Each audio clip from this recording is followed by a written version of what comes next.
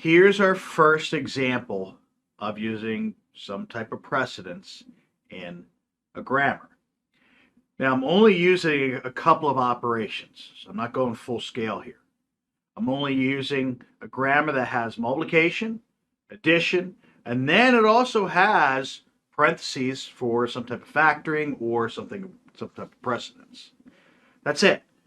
I haven't done power or anything else like that because I'm trying to keep it simple.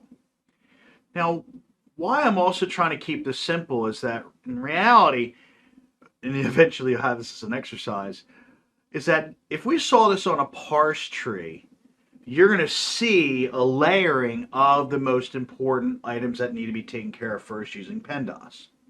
But how does a grammar do that?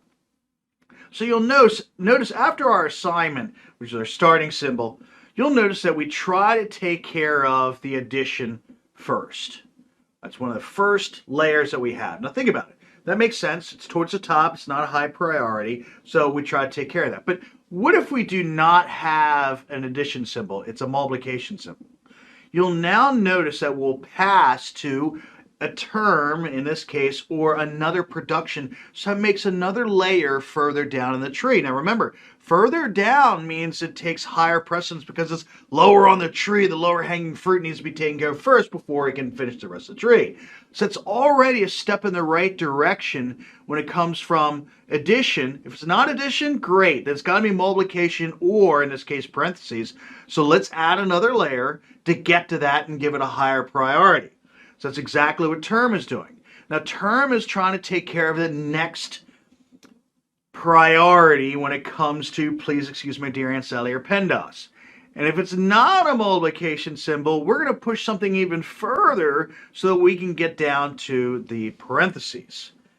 So out of all these, you can almost see the layering done in this fashion already. And each time we're pushing it to a lower spot and adding an extra production in the tree because, again, we want to give it a higher priority the lower that we do it in the tree.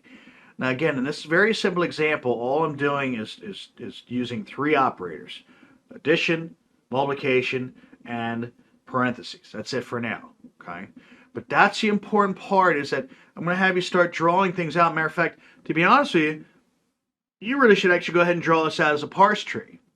And again, you're going to notice that the bottom part, which is actually really going to be interesting here, parentheses is not actually going to be the lowest part in that tree.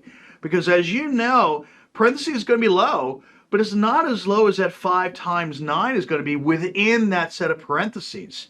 So draw that out and you're going to see that how things formulate out. Now again, be careful because you have a new grammar when we're doing this, so be very, very careful. And again, this is the demonstration of how now we can make the grammar use priority by adding just productions to take care of each one of the priority mathematical items that we have in PEMDAS, or please excuse my dear Aunt Sally.